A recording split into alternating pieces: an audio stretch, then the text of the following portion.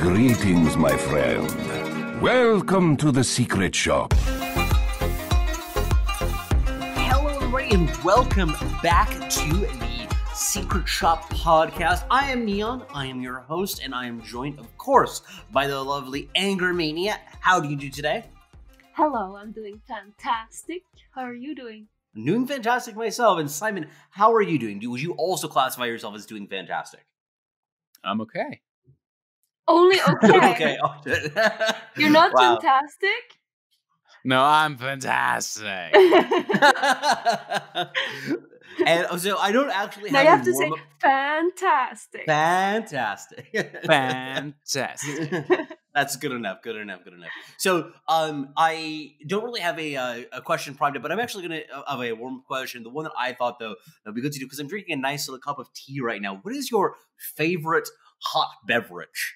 Because I wouldn't be surprised if there was some diversity here. I am a big into Starbucks coffee. How much Starbucks is there in Europe? Is that actually like particularly common around there? Yeah, nowadays there's Nowadays, plenty yeah. of them. But like 5 years ago, I think the first one opened here. Really? Wow. Yeah, in Germany they certainly do exist, especially in big cities. But other than that, Germany actually has a very peculiar coffee culture in a way. Like the way that we get our pastries and cake for coffee time, etc. It depends on the regions in Germany as well, but people usually get their coffee at actual coffee places and bakeries and all that rather than Actual Starbucks. coffee places. Actual Simon coffee shade. places. Yeah, I see how it is. Is that shade? See, Is it shade to throw shade at Starbucks? Isn't Okay. that like throwing hey, shade hey, at McDonald's? Okay.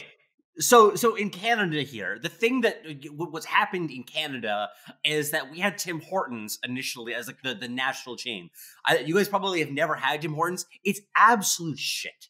Like coffee in my mind. Like it's just like really chronically bad. It used to be fine. I don't know what they did to the coffee that they were using, but like maybe it was like 5 or 6 years ago, something like this.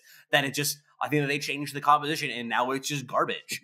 And while that was happening, then Starbucks like started like showing up all over the place, and you actually get like reasonable coffee there. Is it the best quality stuff in the world? No, but it's still much better than the Tim Hortons garbage. It's just good coffee. Like it's not super amazing, but it's not bad either. Yeah, it's solid. It's solid. I don't know why it's such a meme that Starbucks is not necessarily bad, but there is a meme there, But it's Yeah, the people so there's just so many coffee. haters.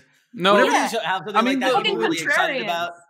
Yeah. No, I mean, the reason is that most people who go to Starbucks don't just say, hey, I'd like a coffee, please. They go with their fucking Frappuccino blowjob drinks. What's feel wrong like- with that? Ew, I am feeling attacked. I am a person who enjoys my Frappuccino blowjobs just as much as just a hardworking man who likes my well-whipped For the record, Frappuccino. Dude, don't misunderstand me. I'm the guy in a bar who will say, get me the girliest drinks. Those are the best.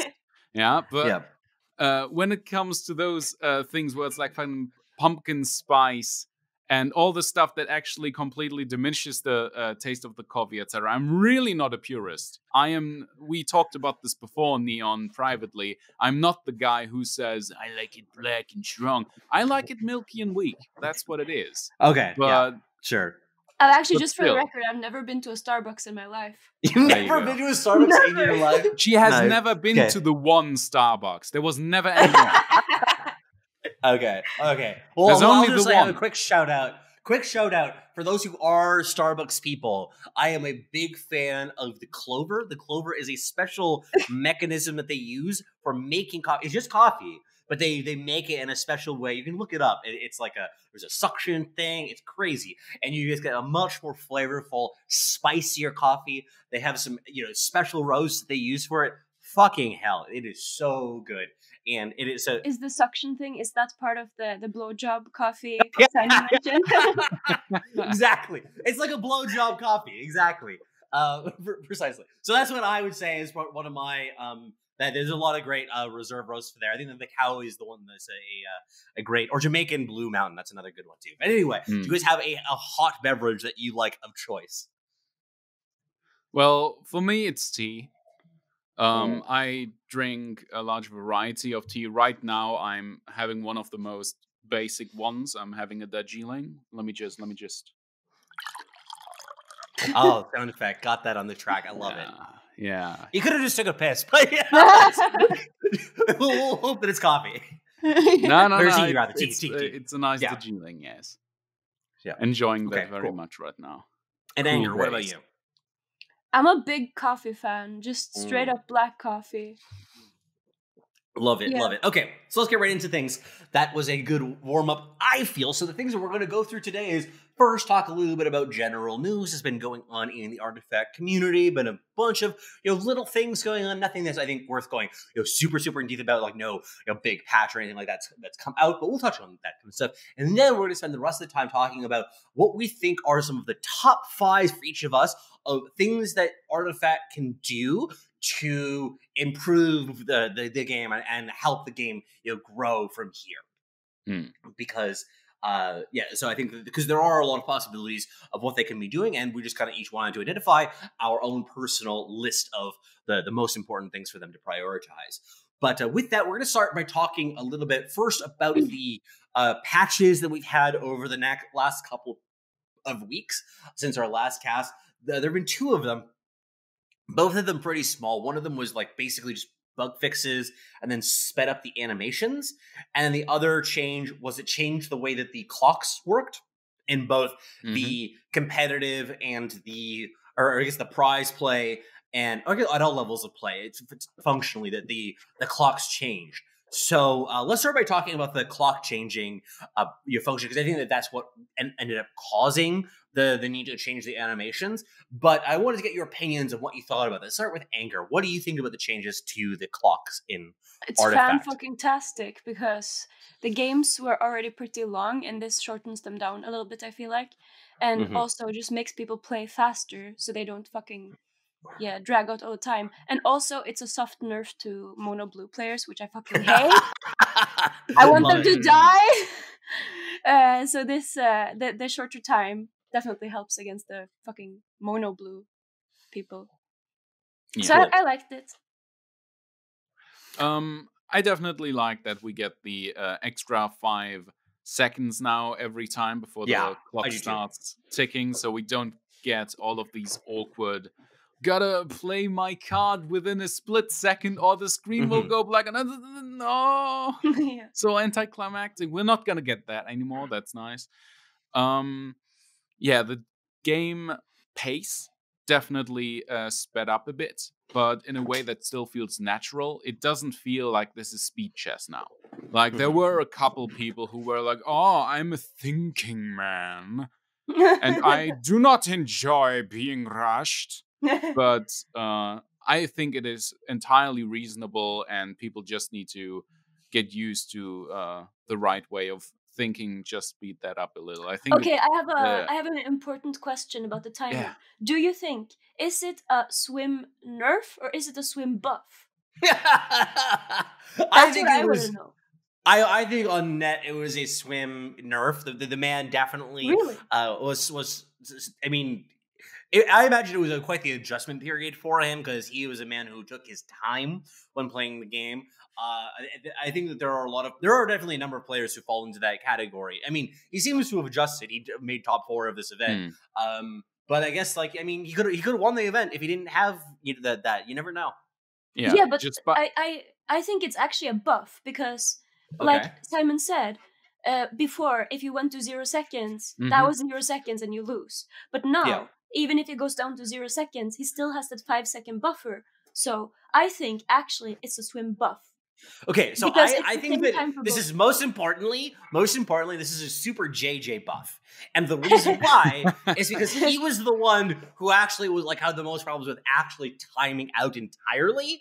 And now he just has no excuse for that, because he can always just, GM spacebar forward and never run out of time. Or you can even just do something like 1, 2 spacebar if you just want a little bit of time to think and kind of update your brain for that. So definitely a Super JJ buff. Swim harder, also with Super JJ too, because he tends to not to play the mono blue style decks from what I've seen for him. So anyway, that's my take on it. I gotta say, Swim is just a very different kind of thinker when he's streaming and when he's in a tournament. That's just what it is. When he's on stream, first priority is being an entertainer, and it really shows.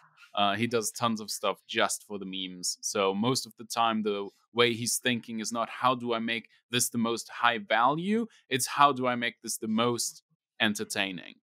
Of course, that's for all streamers, right? But I feel like Swim especially really transforms. He really just buds into bloom when he's in a tournament. And I think we really saw that with WePlay. There was some really impressive showings there from Swim, and I'm just really proud of him. Shout out. Yeah.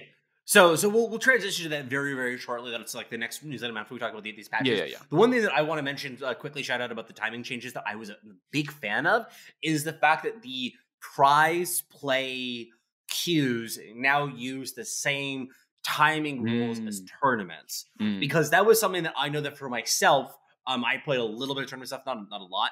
But when I was doing it for the AOC related stuff, I would go into the queues, and like I would get like halfway through a game and I'd be like, holy shit, I have no time left. And it was because I was so used to being on the ladder or on your just general games, and wasn't used to that timing. And unless you put in a lot of specifically tournament or like semi-tournament setups where you're just not used to that timing window system. So the fact that they have it implemented, there's just a general quote unquote ladder experience that you can practice with the tournament timing, I think is going to be really good for especially players who are not well connected but are interested in becoming competitive. Yeah. Yeah. Then there also was that slight change to the way the animations work. There's a lot of them that have been sped up. We were talking about this right before we got started. Just one thing though, let's not forget the buff to chat. The buff you can now bind a key and you can type longer messages. So very important. You got to get those words in. Definitely will use that a ton. That sounds like me. Yeah. VM buff. Yeah. That was a major buff to Slacks, Sir Action Slacks. He was the major winner in this series of patches, I think. So so that's all good. Then I graduated top of my class. Graduate top of your class in BM. Very nice. So the change to the animation, just quickly addressing that, I think that part of the reason they did this was because they've been making these changes to the tournament timers and round timers, etc. I have to say I'm not a huge fan of it. I feel like a lot of the animations now are a little bit rushed. I feel like they didn't have to go as hard as they did in speeding it up. Maybe like 10%, 20% faster. Lucy, I feel really, really fast right now. Anger, I think you disagree with me though. I think it's fantastic. Oh yeah, it's so funny. It's the best meme from Valve since the release of the game. Wow, everything goes so fast. It's so out of touch. It looks so fucking unnatural. But like, okay, so but below the meme, below the surface of the meme, that it's funny, it looks hilarious. But also, one thing that really annoyed me is that when somebody plays a big spell that has a long animation, it takes from my fucking time, and I don't want to wait for that shit. That's just, I thought that was just a mistake, that they should just pause the timer for that 2 or 3 seconds or whatever it is. The thing though that I think about it that strikes me is taking an animation that was designed to be whatever it was 5 to 10 seconds and then just shortening it looks really weird. But had they just designed it initially to be 3 seconds, then like for instance, like Thunder God's Wrath, you can imagine that Thunder God's Wrath just everything lights up with the electricity. Like that kind of makes sense, and you just like see that from across the board. Maybe it even zooms out and you see them all get hit. And then, but instead, what you get is you suddenly get this, like, you go into the view and just vroom! Just Superman over the entire thing. Shit's flying everywhere. There's leaves in your face and in your back, and shit's dead. And Eclipse is definitely the best one because it shoots so fast. It shoots so fast, and then the animation of the creeps dying is still the same slow. And then it dies, and then it dies. Yeah. Here's the thing, like the game, along with the timer changes, the game definitely feels like way snappier. It really helps the pace of the game. And I think it's clear that this particular change of just speeding up pretty much all of those animations is a Band-Aid change, and that they're probably working on either tweaking that or maybe even reworking some of the animations entirely. For example, there's only really 2 animations that people complain about the most, which is the card draw animation, which literally just flicks the cards into your face. Like you almost recoil from the screen because you feel like they're trying to hurt your eyes. It's so funny. So that's one. That one's a little too fast, especially when there's like a big...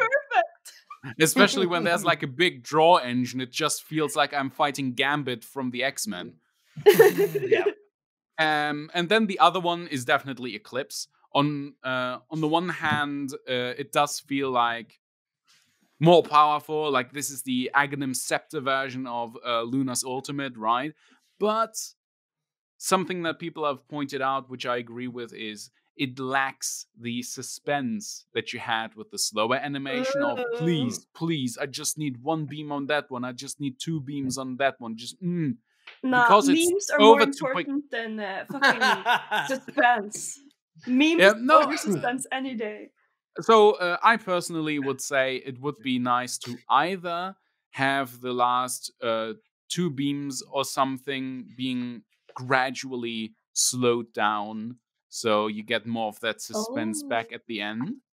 Or you can just make it dependent on the number of charges. So when I just can imagine now. I just imagine there's like alternative version that is just like the response to all of this is like, okay, what we do now is we just slow it way slower than it was before, and it's just thump. Yeah. And it's thump. Time. Oh yeah. Like, yeah. Yeah, the person is like, Jesus, I hope that they kill things, but I also don't have enough time. And then it just slowly zooms in on the board. No, okay, here's the suspense. Okay, wait. It takes a random amount of time between 3 seconds and a minute to do it. And because you don't just know how long it's going to take, you just have to wait. It's like, Jesus, I'm running out of time. Oh, God, I hope it ends really soon. My clock's going to go out. You just that's some real suspense. You just get the timer going down the entire experience. Yeah, man. Yeah, okay, as I said, they can make it dependent on charges. So when it has low charges, it just has the slower speed from before for like 4 beams or something. So it's like boom, boom, boom, boom. But when it has like 6 charges and above, you get the moon machine gun, like skrrr, right? Yeah. Skrrr-up-up-up. Yeah, skrrr-up-up-up. Scoop that. Okay, but like, listen. So no ketchup. The shorter timer is a nerf to Mono Blue, right?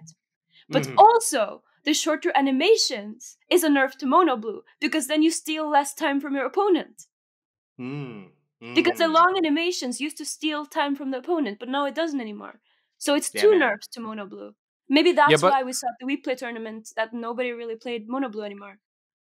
But can we talk about the person who was nerfed the most by all of these clock changes, etc.? It's fucking me. Because people used to concede because I took too long. They lost patience. Oh, sure. And now I don't get that anymore. I don't get those free wins in, man. Feels bad. Feels bad. Well, okay. Well, that sounds all good. I think that we are, have dug into that topic sufficiently, but we are going to then move on to talk a little bit about that We Play tournament that we were referencing. So, Interesting things have kind of happened to the competitive metagame from what we've been seeing. I know I didn't have a chance to watch it a ton. I was moving over the course of the last week. So now that that's like kind of done, so I can spend more time doing artifact and other content related work that I'm doing. But I'm really interested to hear about what your guys' impressions were. I know that Anger, you at least were watching it pretty closely from what I understand. Yeah, or not super closely, but I watched most of Swim's games, and Sure. also Mago, who actually is the winner, but also because he played Abaddon, my boy Abaddon, who everyone has been telling me is shit ever since I said it's good, since like September. Everyone has been shitting on me, but now fucking Mago wins with Abaddon. Okay? Yeah. Abaddon is definitely the one of the MVPs of the show. Although we also saw some really fun decks like Thunder Chad. Yeah. Thunder Chad, the one splash Rix with fucking his braces of sacrifice just to drop those alphas on the board felt so good to watch. Such a fun deck. An OD in the mono. Oh yeah. We Swim's saw OD. Like I was really surprised by the range of different shit that we've seen. Honestly, in it, like I'm thinking about doing a post at some point to summarize all of the heroes and all of the cards that have seen some amount of competitive play. Yeah, like because the like every time we're seeing like that there are just more and more cards that have at least some niche applications. The one that was the most surprising in this tournament, in my mind, it wasn't OD, it wasn't Abaddon, it was Lodestone Demolition.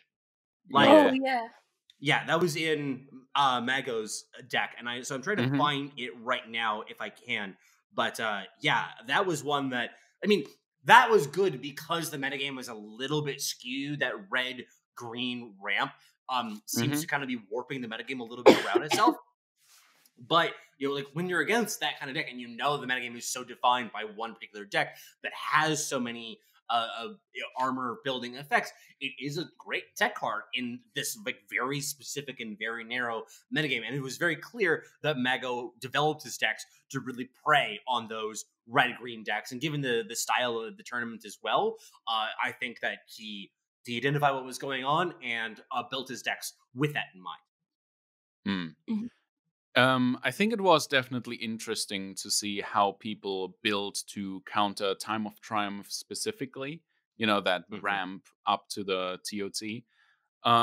Because this is what made Abaddon so good here as well. Because suddenly you realize that this freaking 2-mana card removes that buff. Yeah. And there was that one particular play where even Mago did not realize how good the play was. Like, he was deliberating so long, and you can tell by his face he just wanted to remove the siege damage from that 4 health bristleback.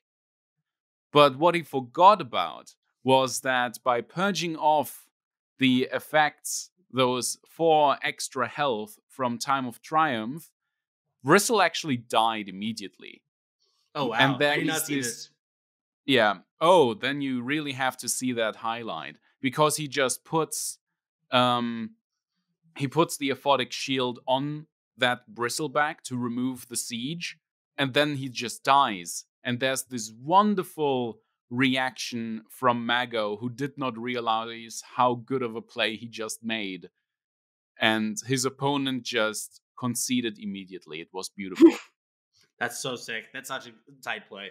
And I think about Abaddon especially is so good at carrying the Time of Triumph buffer like in that matchup, because he can either tank a bunch of damage from these super buffed up units, or he can just never die in that that matchup. Because when you do have a Time of Triumph deck versus a Time of Triumph deck, that's the only time that they really die in conventional damage situations. So I think that I'm really impressed by his deck building decisions and being able to pinpoint the metagame in that way so well. So congratulations to him. Interested to see if there are some adjustments to some cards. I know that People like Swim and Petrify have kind of been suggesting that they'd like to see some changes to, for instance, Salamene's favor or Stars Align. And I think that that's definitely a live possibility. I can also imagine Time of Triumph moving to 9. That seems not crazy to me. I mean, obviously, I'm not thinking like all of these stacked on one another. Just, like, you don't want to kill a deck like that. Like, it seems like an okay deck to exist. It's just a little bit brainless to have that as being like the defining deck of the metagame. Yeah. There's been whispers on the wind about an update coming up, but we'll get to that later, I guess. Yeah. Yeah, I mean, that's something that this is a good time to transition then to talk about our top 5 of ideas for each of us of what we would like to see happen. Wait, but did you want something else? Before the top 5 thing, one thing I'd like to point out is that the 2 finalists, none of them were in the closed beta. None of them were in the open beta either, I believe. Yeah. Both of them were brand new people, fresh people, only Artifact pros, not from pros from any other game. Who was the other finalist, by the way? Shuna, okay. something like that. Shanna, that's it. Something like that. That's something. Yeah. Congratulations, though. They were both like unknown people. Yeah. Open qualifiers. That's what so made this one so interesting. Congratulations to them. I didn't realize that they were... And Mago, it's my boy! Yeah, no, he did it. That did such a good job with it. And I mean, just the deck building decisions for him specifically is so impressive to me because he chose some really crazy cards. And I'm sure if you showed somebody these decks, you'd be like, God, you're making a mistake, buddy. And he fucking takes it down. Like that, like, this also just takes balls, right? Like, you need to, like, be confident. You know, you have to say, like, I'm here, I'm going to do this. And that kind of confidence is... it's rare to see because people just have these accepted ideas of what you should be playing. So congratulations to him. Congratulations. But with that, we are going to move on to our top 5 list. As I said, we are going to be running through each of us what we think are the suggestions of things that can be happening to the game to improve it. The thing that I would also just like specify, there's a couple of things. Obviously, expansions is something that we all think should be happening. That's kind of like an honorable mention for all of it, but we kind of we know that that's happening. That's obviously going to be happening. Yeah. Sooner or later, so it doesn't really need to be mentioned. Obviously, also we're going to kind of stick to things that are feasible. Not like I imagine we could say like, hey, Valve should host $10,000 tournaments every day for no entry fees. And that would obviously that would be ridiculously cool, but that's just not a realistic way to run the game. So we're trying to stick to things that are like at least like doable without a ton of extra effort, like totally warping the game or something like this. But it's still things that we think we could see within the next couple of months. Yeah. So, do you guys have any honorable mentions, like things that maybe like almost made the list for each of you that didn't quite make it? I don't have anything to add for myself. There's a bunch of them I have as ideas, but I wouldn't be surprised if we all have at least some of the same, a little bit of overlap at least. But were there anything that you thought were honorable mentions that you wanted to include? No, honestly, I struggled to find 5 things. Oh, really? Yeah. I don't think this game has many issues.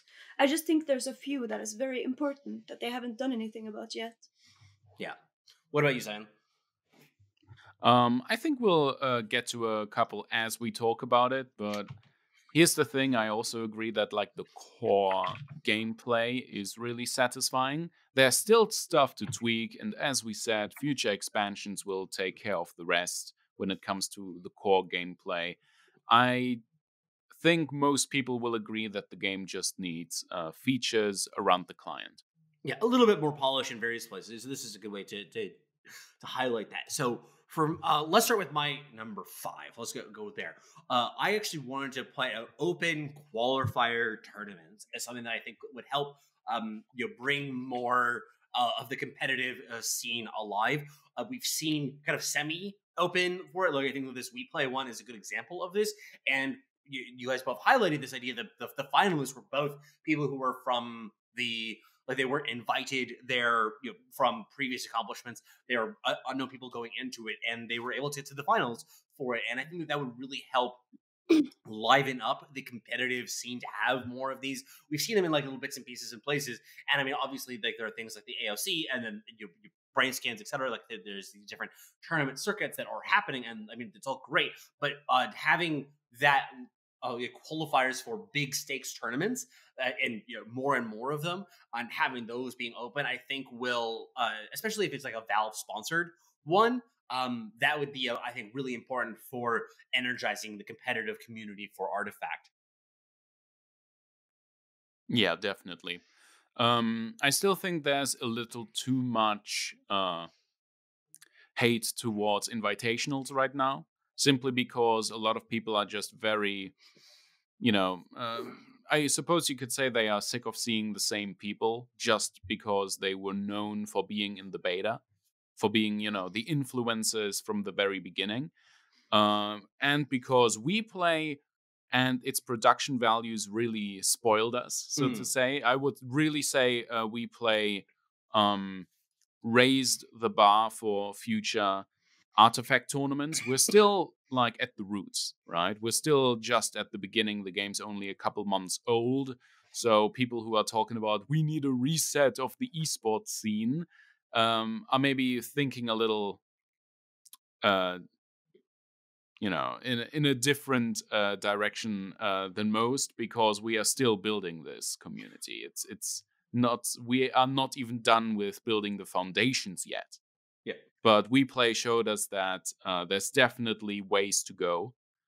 And it's something that I think with even like those sorts of tournaments, I think that a group like We Play, they can kind of just like run it how they want. There's nothing wrong with them doing it as at least like part invitational or entirely invitational style, especially because it's so much easier logistically. Like I've done some tournament organizing stuff, doing qualifiers, in any way, like it's just an incredible amount of work. So I don't blame anybody for just saying it's like, yeah, we'll just, people know who Swim is, so we know Petrify is, and Super JJ, and like just go down the line, like get them, invite them in. It'll draw viewers, and it just makes the whole thing function so much smoother. And and it's different because there are these third-party organizers that are doing this. Like they're taking a risk on, okay, how much effort that will be required to build this open qualifier system. Like that's like a huge pain in the ass for them. Extra costs of putting in manpower and hours into that in order to have it function. And then you might have a less interesting composition of the actual people who are in the tournament, and that draws less viewership. So like all of those factors together, it's like I don't really think that it's We Play's responsibility to do that kind of tournament. I think that it's Valve's responsibility to build that kind of a tournament scene. So I really hope that they work at building that and making it more accessible. I think there's definitely many approaches to building a scene.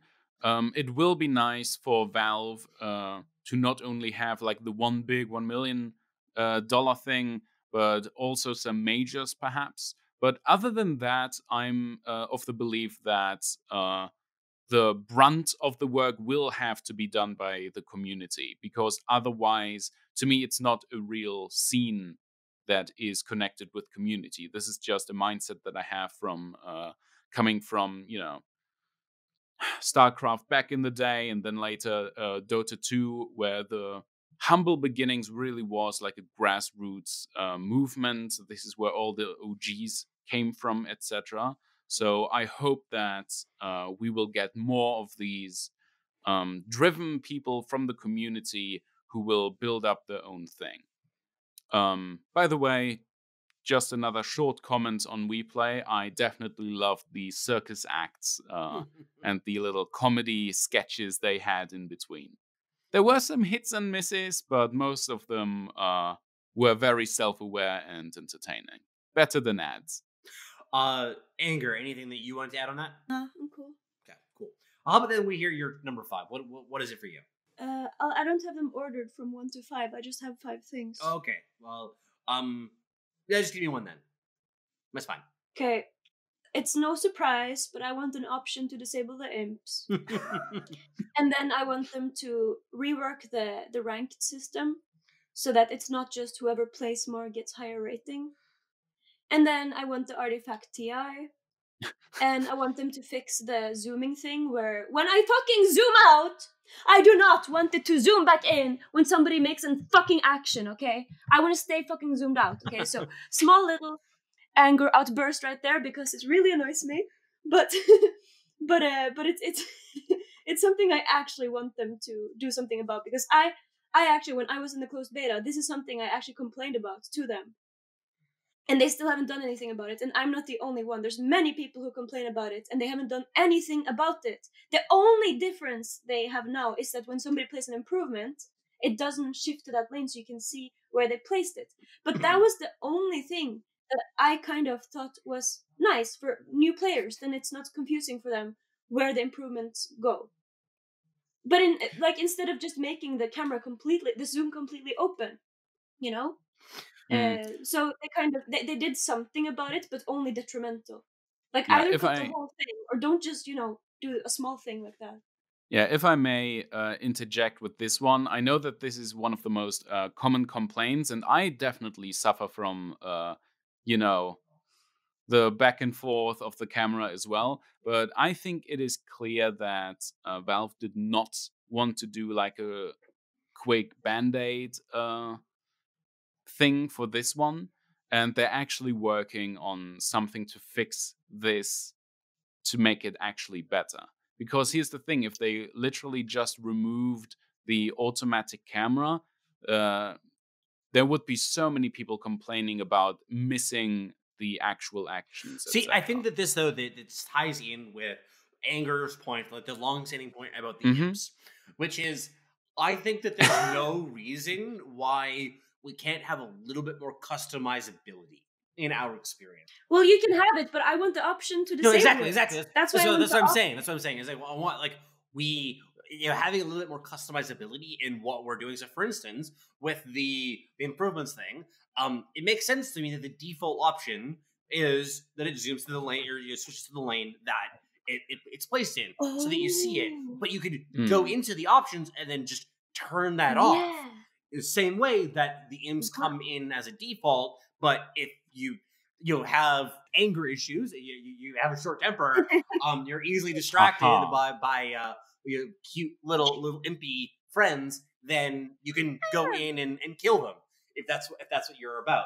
But that's genius. Did you think of that yourself? I haven't seen anyone say that there should be an option for the zoom thing. I know. I just thought about it right now. But like, I mean, it seems like obvious to me that they could have a bunch of these little quality of life things just being options, and like what does that hurt? Yeah, exactly. What does it hurt?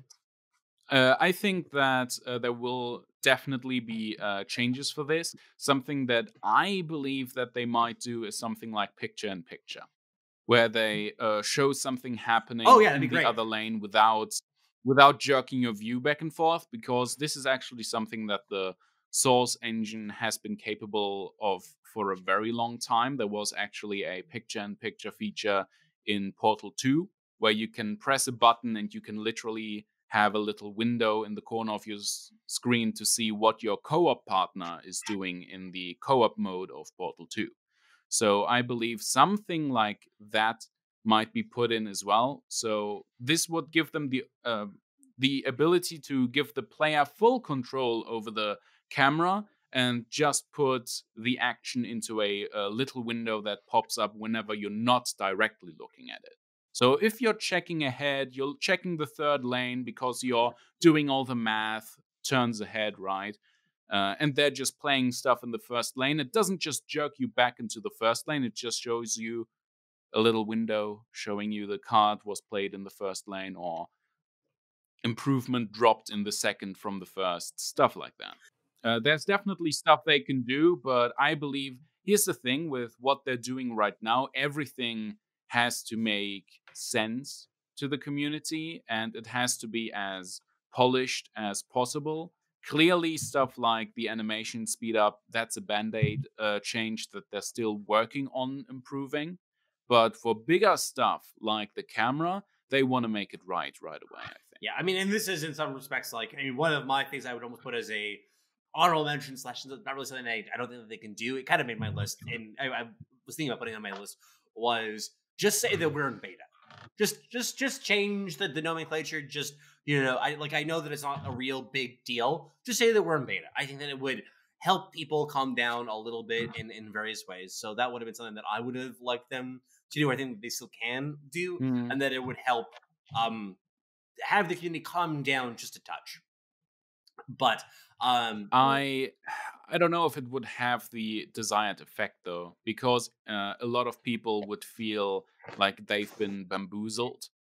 That this is like an admission of defeat by Valve, and now they're taking it to early access, and they paid for a beta, an alpha, blah blah blah. I think that would backfire if they did that. That's possible. I think it's best to just. I think it would be best to just go forward and be like in for the long haul, just like they said on Twitter. We're gonna keep improving. This is what you got for launch. Next year, Artifact's gonna be a different beast. Yeah. My fifth thing is all mono blue players should die. Okay, cool. Yeah, sure. Wow. But my real fifth thing is that's a runner-up. What was that? Replays. Because I know I notice a lot of times when I'm playing that what I did wrong, but then afterwards I forget what it was. So how am I supposed to learn from my mistakes if I can't watch my fucking replays? I've got that one on my list as well, so scratch off that bingo. Yeah. No, I think that's definitely one that I didn't quite make my list, but I think I very much agree that would be a really big deal. I also just don't think that it's a huge cost to the game. Like, it should be pretty doable.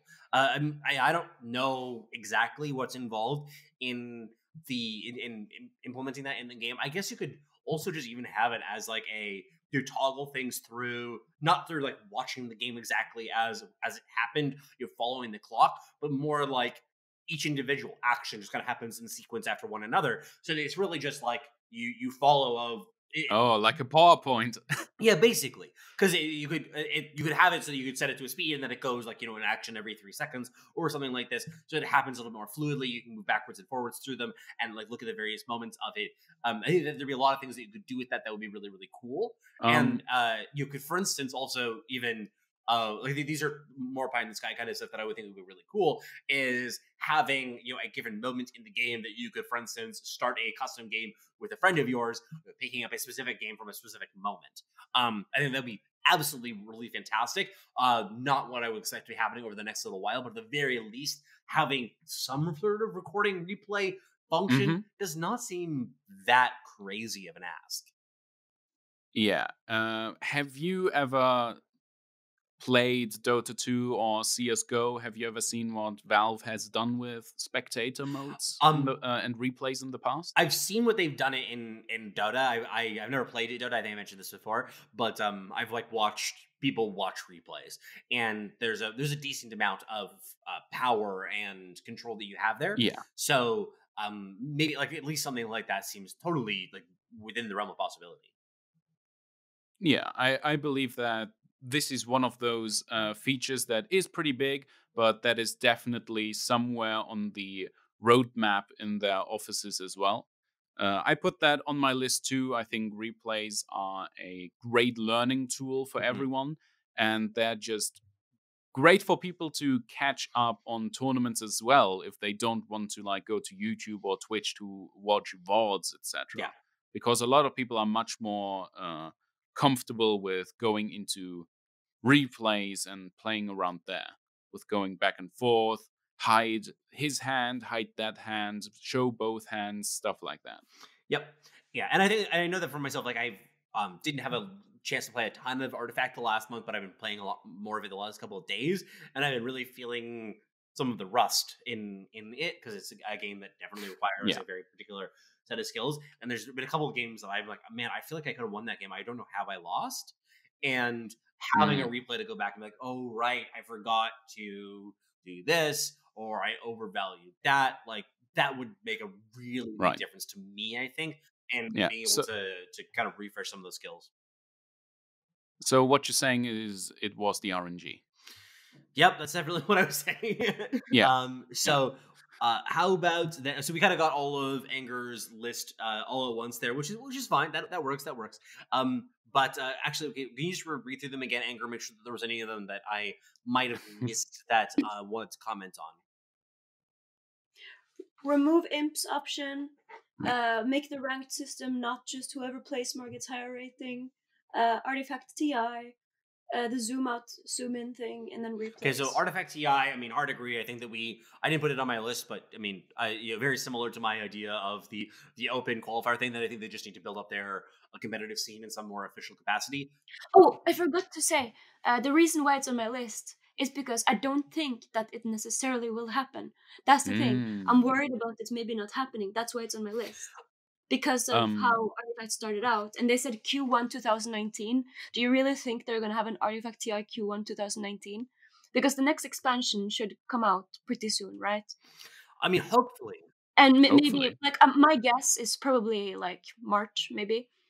And maybe then they could have the Artifact TI in April or May or June.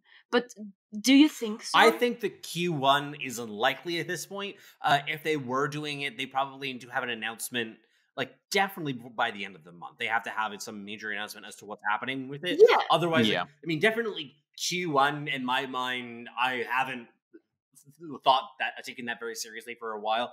In general, I've been a bit of a skeptic on some of this timelines that Valve has proposed for a lot of things, and I even think that some of the times when they've adhered to timelines, it's been a mistake.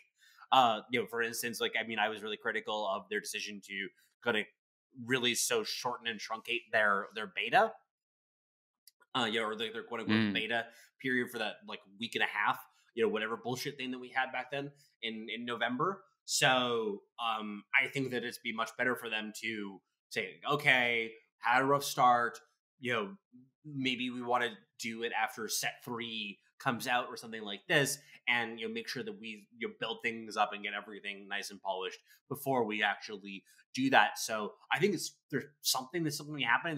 They promised it, and I think that they're gonna have to say, like, okay, even if the game is struggling, we need to do this. Maybe this is a good way to energize the game in some capacity. I'm skeptical though about Q1 for sure. Yeah, I'm also skeptical about Q1. Basically, if it's not announced at the end of the month, it's definitely not happening Q1. Yeah. On the other hand, like, usually a tournament, like, here's the thing. I think people have also been overestimating the scale of that tournament, simply based on the prize pool. It seems like or the first prize. Because I've been to the first TI for Dota, and that was basically just a promotional event at Gamescom in Germany. No tickets or anything. It was just basically a big corner of the hall where there were many screens, etc., and a couple chairs, and people were just sitting around on the floor watching it. I don't know if there's even going to be any sort of arena for this, where they're, like, calling people in, etc. I don't think that we are anywhere near that point where they feel like they gotta sell the show, gotta sell the players like that. So, I think I want to counter that a little bit with saying that, I mean, that was, like, TA1 was almost a decade ago now, and that's kind of a very different world in terms of esports. It's true. The universe. Now, I think that it's unlikely, very unlikely, for it to be at the scale of a TI. That's obviously, I think, not for a very long time. But what's more likely is, I mean, I think that it still could be much larger than the weekly tournaments. That's also not hard to imagine. Yeah, I don't know if this first Artifact tournament is going to be like a big live event, is basically what I'm saying. Sure. I'm sure that they will put in the effort for the panel, etc., for the whole round and the statistics. But I think, oh man, I just fear that people will be very disappointed because they think that Valve was going to launch into this game with all the force of a Dota TI, despite that being a very different beast and franchise in terms of popularity, growth, and renown, basically. Okay, so the one that I want to pick up on from Anger's list actually relates. She was saying about the ranking system and not just rewarding people for playing more.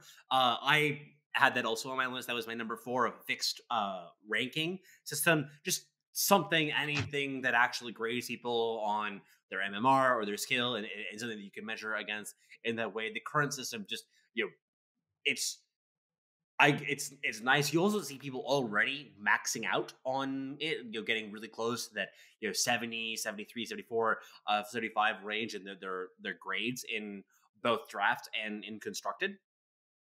So very soon that number is going to lose meaning amongst experienced players. Entirely, it just doesn't matter anymore, because everybody's going to be maxed out. I mean, like, especially over, like, if it doesn't change in the next 6 months, like, anybody who's a reasonably serious player is going to be maxed out on, or at least like most of the way to max out for both of those numbers. So, like, what's the point of it then, even? So I think there's a lot that can be done there, and we talked about this a little bit before, so I don't want to go too much into repeating that material, but definitely something that I want to see some improvements there as well.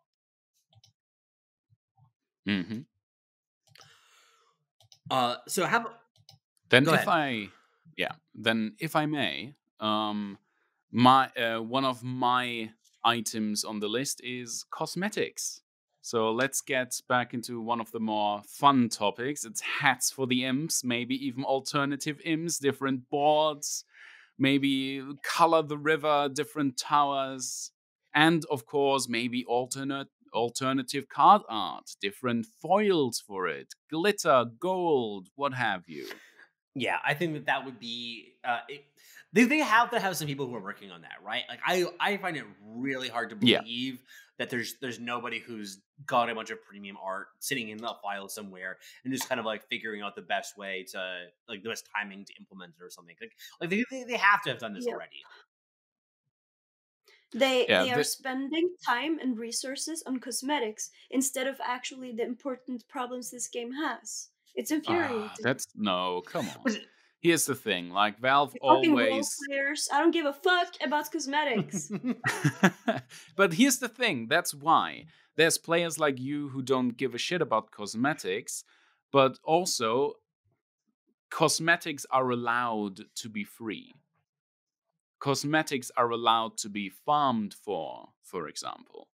So in a way... but it doesn't improve the actual problems the game is facing. Right now, Valve is spending resources. If they're spending resources on fixing something that is not a problem. It's an extra feature they can add when the game is fixed and playable. But right now, there's so many issues. Okay. We even have 3 different top 5 lists covering them.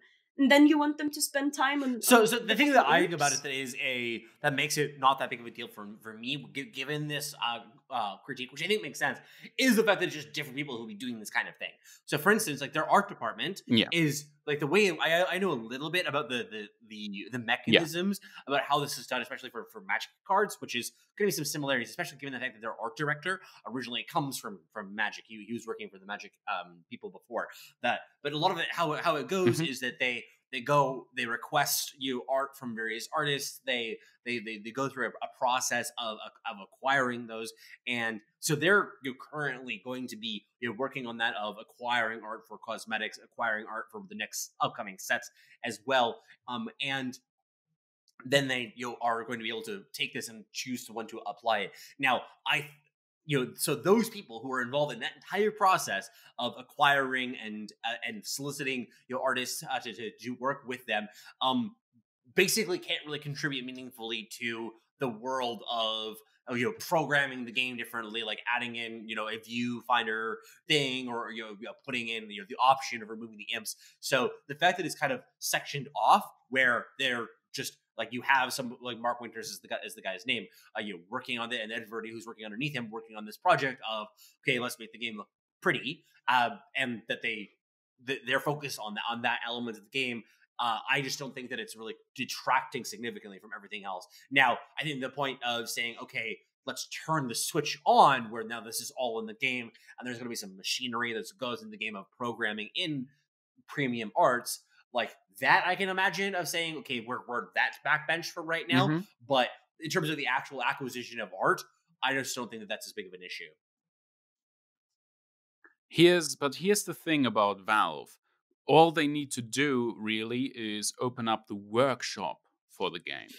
I don't know how much experience you guys have with the Steam Workshop, but basically they open up the gates and artists basically from all around the web would be able to submit their alternative art or their ideas on the workshop, and the community would vote and show their interest in it. And those things would get imported into the game.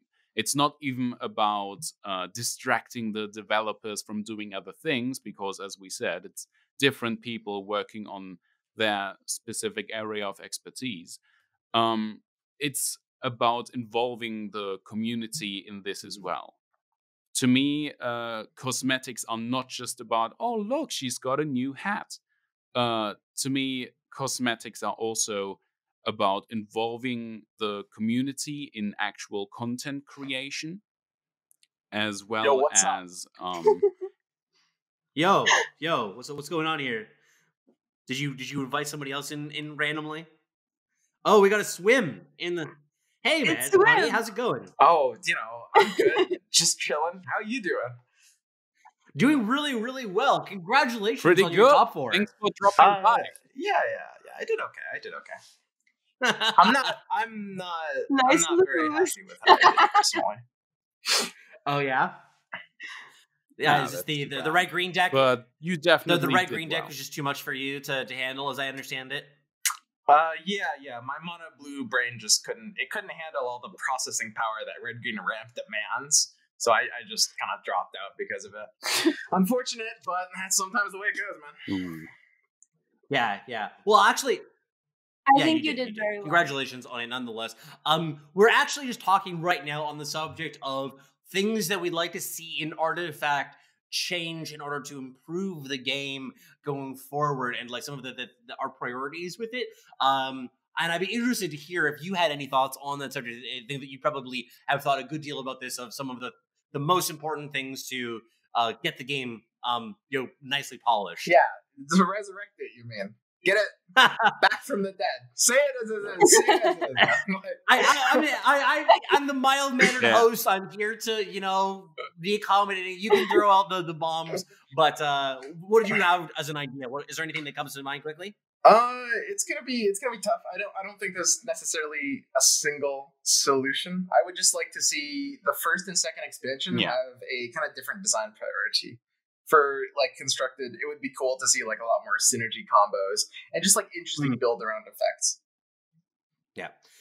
They actually, in some respects, for me, one thing that I've been thinking a lot about in terms of the design space and balance element of it, and I'm actually interested in running this by you, Sim, specifically, because I think that you have some knowledge and experience in terms of like game design of card games specifically.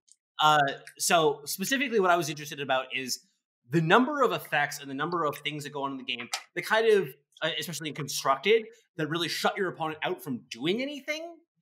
I feel as if the volume and the level of power of a lot of those sorts of effects might be one of the elements that have turned a lot of people off of the game.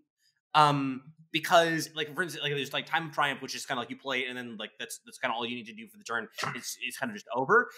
Or there's the initiative cards, etc. Because I think that there's a lot of people who get frustrated by the experience of not being able to play, or kind of being locked out of playing for like multiple terms. Even that you can do that in like the mono blue decks, etc. So I just wanted to throw that out there. Yeah, it's interesting. I mean, obviously, like the game's fundamentals kind of encourage this sort of design because, of course, it really does. You have like the fact that heroes need to be alive to cast spells. Like when I let my roommate Elbow play a little, and he had a really terrible experience at first just because he felt like he couldn't play the game, and that's going to happen to a lot of new players. I think it's very chess-like in that way. The most interesting thing about Artifact, this is what makes it interesting to us, but it also kind of makes most people hate it. It's this idea of it's not really like a granular system you're fighting for. And what I mean by that is like in Hearthstone, you kind of just take turns and you're just trading value, right? And you see the same thing in most exchanges in Artifact's draft mode. But when you get to like many turns in draft or the constructed meta, it's very much like it feels more like chess, where it's kind of a binary condition. Like you have to plan ahead and think about things, and you either take the piece or you don't, right? It's just like one person will win the exchange, And if you're not winning exchanges in other areas, you're just going to get outclassed. Yeah, and I think that's a good point, because it's all about trying to set up and position for a checkmate position, and the person who's the less experienced in that situation just kind of like doesn't see what's happening, while the person who's more experienced is like, okay, well, like mate in 4. Yeah, the game's just functionally done. That's exactly right. So, do you think the game should de-emphasize these big finishes that the game has? What examples? I don't know, like Bolt of Damocles or Time of Triumph, those big mana cards that are supposed to kind of finish the game before it reaches mana 15 or something. In some minor ways, yes. I think Bolt is very healthy. Honestly, I don't think that card is even that good. Like, I mean, you guys might know that about me. I'm pretty anti-Bolt. Like, I slap it as a 1-of in mono blue because I have nothing better to put. But honestly, if they print better cards, I'm going to cut it completely. It's an okay card. The biggest problem with the top-end finishers, so as you aptly pointed out, Cymen, they're necessary to exist so that the games don't go on too long, right? Exactly. And with something like Hearthstone or Magic, you don't even have that problem so much. You don't even need to have like the cards at the end be so exponentially powerful, because the games are shorter by design, and you run out of cards in your deck. Whereas in artifacts, you can run out and still not take damage, right? Yeah. So it's important for these tools to be so powerful, but at the same time, you run into problems where you have like the ramp combos, Stars Line and Salamania's Favor, into the scalable ones like Time of Triumph and Emissary, right? That's kind of the biggest issue that they have to solve. So it's probably, if they want to keep ramp options existent, they should probably change the 8-mana finishers in some way to kind of make them more like Bolts or more like Spring, like value on that turn or on like 2 turns instead of just like value per turn. Because when you print expensive cards at value per turn, it's always going to break the game if they're powerful. Right. When you can cheat them out. Yeah, I can imagine that. I can see that.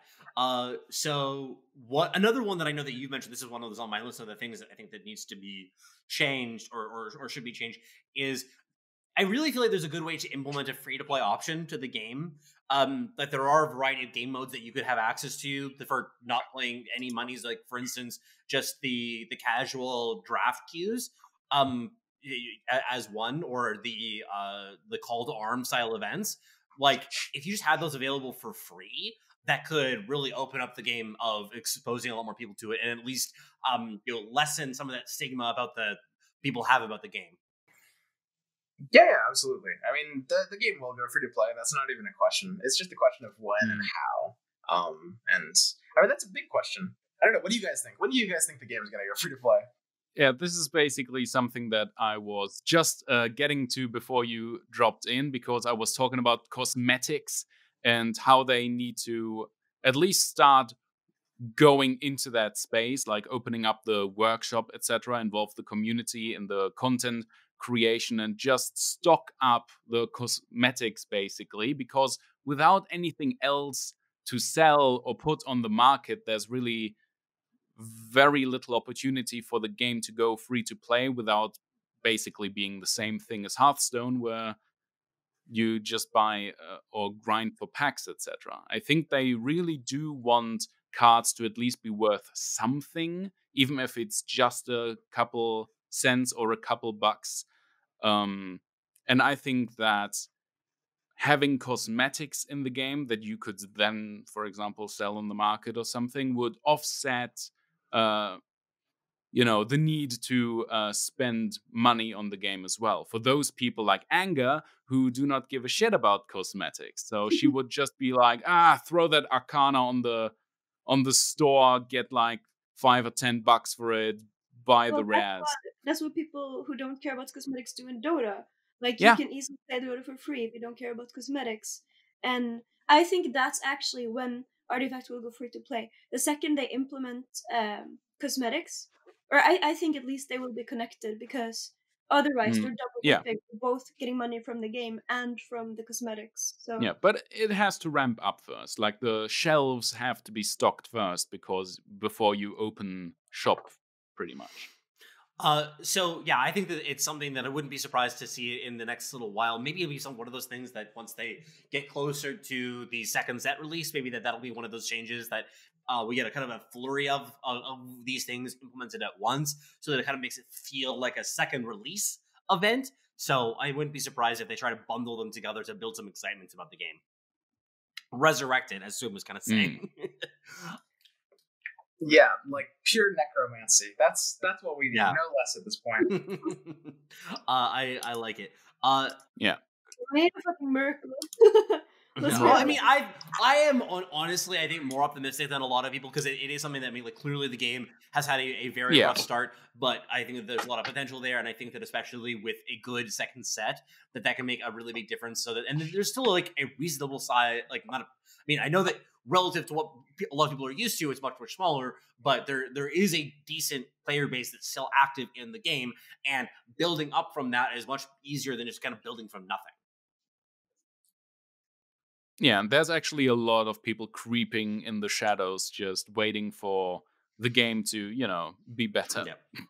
Yeah, I'm kind of one of them. Tough hits from Swim here, man. You're just taking left hook, right hook, and going off. Well, it's called. Yeah, I mean, okay, so I want to actually clarify on this, because this is important, right? There's a really important distinction between liking the fundamentals of the game and seeing future potential versus liking its current form, right? And I'm actually going to compare this to my stance on Mono Blue. So you guys might have heard that I think that Mono Blue is the single strongest deck in the game, and I feel more confident about that after this We Play tournament, which is probably going to sound surprising to a lot of you, especially Anger. So the idea behind Mono Blue is that, I mean, well, obviously it's not doing well in results right now. If you actually kind of like look at what the fundamentals of the deck are and extrapolate into the future, it's a deck that scales positively with positive player skill on both players, right? As both players get better, Mono Blue will only get better as a deck because it's not really disruptible and it's very, very hard to play, right? So, I mean, it's sort of similar to how I feel about Artifacts. Like, the game has the fundamentals in the right place. It needs, as you said, Neon, polish, which is not the word I would choose, but yeah, I mean, no, polish is a good word. It is a good word. It needs some stuff, but the fundamentals and core gameplay are really, really good. So it's not really like, you can't look at it in this simple one number viewpoint of like how good the game is, because there's also like, how good it is now, how good do we expect it to be in like 12 months from now, like the kind of exponentiation and underlying factors. Yeah, I definitely agree with that, and I think that what you're saying about the points of synergy build, like a synergy deck building, is a good way to incentivize different ways of playing the game, kind of diversify things that the different decks will feel more different when they're playing out. So that's one element of it. And actually, here's a question. Here's a question for actually all of you. Do you think the most important? I'll say that there's three different categories of it. Of the most important problems for Artifact is at the level of game design, card balance, and like that sort of a bucket of what the cards actually do. Is it the question of like the economy of the game, the way in which the game has been like marketed and made like advertising stuff, but like cosmetics and stuff like that sort of bucket of the more monetary side of it, or is it the level of some sort of like the individual polish of the game, of options like being able to, I guess, turn off the imps in the case of Anger is so passionate about, but making the camera move more smoothly, getting slightly better animations, etc., like that sort of bucket. So it's card balance and card design, economics and marketing, and finally like polish and functionality. Which one of these three do you think is sort of the most important in what's necessary to get Artifact moving forward? I'm going to start with Anger, actually. I think definitely like the functionality. Or which one did you call with that gives options to disable? The functionality. Functionality and polish. Yeah, because like the most important problems right now is the fact that you can't, like you actually said, you can't control anything, you can't customize anything. Like, and then I don't mean customize the fucking imps. I mean customize options, disable the options, disable the zoom in and out. You know what I'm saying? Like that's what's gonna save this game. Okay, Swim, what about you? I think it's probably the least useful one, the third one. The one about like polishing. So let me clarify on that point. I think it's the least impactful. That being said, Oddly enough, it's also kind of the highest priority. And what I mean by that is it's a very simple change. We can see this involves actions because it's been the polishing things that they've done the past week, the past 2 weeks, the patch 2 weeks ago, and you're going to see it in the patch next week as well. It's going to be just like these little polishing things, which aren't going to save the game, but they should be doing them because they're honestly very easy to do. The first issue is probably going to be the biggest one. I think what Cymen said earlier was a really, really good point, which is you kind of want to make the shop in a good place before you open the doors. And that means that number one is more of a priority than number two. The game should be in a good place, and then when the game is in a good place from a design and balanced and interesting effect perspective, we've got a stable meta that's a lot of fun to play in both constructed and draft. Then when that happens, at that point, the priority will become, balancing the economy. You'll hit a free to play at some point around there, and that'll be pretty good at that point. And Cymen, do you have anything to add on all that? Did you have one of these three buckets that you thought was the most important to prioritize right now? I think to me it's definitely most important to just build upon what's already there. And in my opinion, Artifact still needs to just differentiate itself a little more, even from the competition when it comes to features, especially in the on the competitive side. Something that I'm still waiting for is, of course, the statistics at the end of the game, for example. There used to be a screen for that in the beta. It was removed. I'm sure that they're polishing that up and that they're going to have a more in-depth version of that somewhere down the road. And I think that is pretty important for, not just the professional scene, but just as a learning tool as well. I think that would be very helpful, as well as, a lot of people just want to have more bragging rights. Right now, there's just some obscure numbers like the constructed and draft rating, and then, just the number of perfect runs you have in a given gauntlet. But people just want more. They want to have that little trophy shelf, right? And for that shelf, they got to work on the personal profile of players as well, just so they have a place to show things off, basically. To me personally, that isn't something that important, but it's something that I see not just in Artifact, but even in Dota 2, etc. It's just something that a lot of players play games for, as a platform of, their own little accomplishments. Well, I think that actually basically covers most of the things that I wanted to talk about, and didn't exactly go through in the list fashion that I had in mind. But, I think that we covered the subject still pretty well. Is there anything that anyone wanted to say on that topic? Because I just have one other final topic I want to touch on before we end things off. Did anybody have anything that they wanted to say? Yeah, just one last one from my list, which is since they have a place for featured gauntlets, I hope that, even though they said that Artifact is not a single-player game, so it can totally be a multiplayer thing as well, but I would love something like lore events, just something to, help the expansions and help the story of the game along a little. Just something fun for people on the side. Something with more voice lines, some specific special little modifiers to the game. Just fun mode, basically, because you got to give something to the casuals as well. That'd be cool. Now, the one question I did have, this was something that came up earlier, really important question. Swim, we were wondering about whether or not the timing changes were a functional swim buff or a swim nerf, because we did note that you are somebody who does like to use your time aggressively. So the question is whether or not it's a net buff or a nerf, given the fact that you have that 5-second window to take your actions at the end, so that it's much harder to time out, but you have much less total time to actually function. What do you think? Okay. So I actually have an answer for this. So this change basically changes the way you have to approach the clock as a whole, right? Because you have to kind of spend 5 seconds for each decision. I actually really like this change. To clarify a small point, there's a common there's a common misconception, I think, that I have, that I'm always on 0 seconds, and because of this, I need to increase my time management skills. But it's actually because my time management skills are so good that I'm always on 0 seconds. Because, I use my time just so incredibly efficiently. It might not look like it, but I actually have basically the best time management skills of anyone.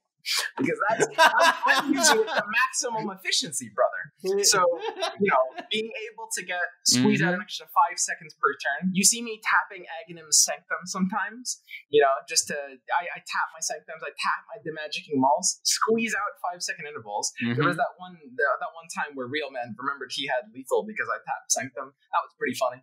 But, it usually works out in the end, though.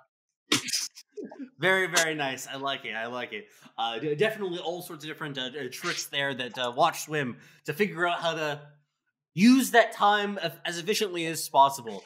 And definitely, I mean, it is something too that I think the using a lot of time at the beginning of your turn or at the beginning of a whole round rather does actually make more sense than people might necessarily realize, because you think through okay, what does the board look like? What are my priorities? You decide all of that, and then each of your 5 second intervals from there on forward is just choosing what best meets that whatever priority you set in this lane. It's like, okay, well, I'm pushing here, or I'm abandoning here, or I'm annihilating here, or whatever it is. So yeah, that is, I think that maybe it is sometimes better to use your time at the beginning of your turn and then use the 5 increments later on than it might necessarily initially look like. No, that's exactly right. It's similar to in chess. I mean, in chess, you see both players kind of not really using bank at the start because they have they have development patterns. But in the mid game, they start to really slog on several turns because, of course, you have to be thinking many turns ahead.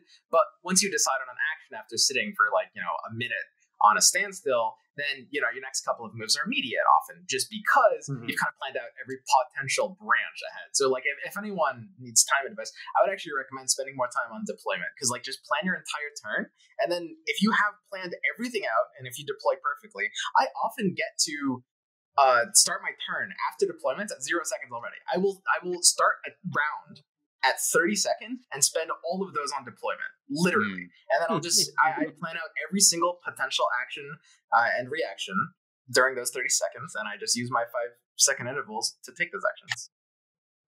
I like it. I think people really underestimate the skill that is involved in hero deployment. And then they 100%. Yeah, and then they cry about teleport scroll RNG.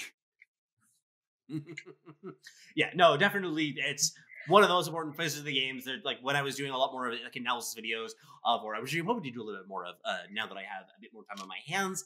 I'm actually going to be doing a little bit of streaming as well. Be able to stream some of that. Watch out, Swim. But definitely coming for you. All those many hundreds of viewers. That we have. No, all the amounts of artifact viewers. Yeah, dozens, literally dozens.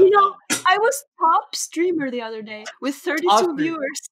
Oh, what a champ! Damn. What a champ! Started from the bottom, now we're here. Yeah. I love it. I think we're still at the bottom, my friend. I think we started at the top and now we're at the bottom. Anyway, hitting bedrock. I lost the analogy there. I think we've always been at the bottom. Yeah. Oh no. So all we know is that we are just bottoms together. That's what matters here. Wow. So that I think will do it. I'm not a bottom. We'll leave that. We're leaving it in. We're leaving it in. That'll do it though for today. I think. Unless there's anything else that anybody wants to talk about before we close up shop. Cymen, anything that you want to mention? OD was my MVP. OD was your MVP. I love that. I love the diversity of different cards that we've seen in these competitive tournaments, and OD and Lodestone Demolition representing. I love it. Anger, anything that you wanted to mention? No. No, good. And 5 seconds remaining. She's just using her clock efficiently. That's very well done. If I had something I wanted to say and I didn't, okay? Yeah. And Swim, anything that you wanted to plug? I mean, obviously you're streaming and have your YouTube channel. I think everybody knows about that, but anything that you want to discuss as we're finishing up? No, I'm pretty chill. I'm cool. You're good. Okay. Are you comfy? I'm under a blanket right now. It's actually a very, very comfy blanket. I wish I had a comfy blanket. Okay, so I am now I have a new house, and it has a basement. And the basement is where I have a lot of room to set up and do, whatever I want. Right. But it's so fucking cold. Jesus Christ. I mean, also, by the way, Canada, very, very cold. Don't know if you guys knew that. But confirmed extremely fucking cold. Get a blanket, dude. I have a Bob Ross Sherpa that keeps me warm at night. Oh man. Oh, I love it. Keeps you warm in your heart. How much room is there under the blanket? How much room is there? Yeah. Not enough for 2 people. Don't get any idea. I love it. What room enough for one swim? That's the yeah. This is a one-man blanket. Great. Well, it was great to have you, a surprise guest in the show. But that'll do it for today. Thank you so much, everyone, for joining us. It was a lot of fun. Take care. Peace. Thank you. Thank you for your business.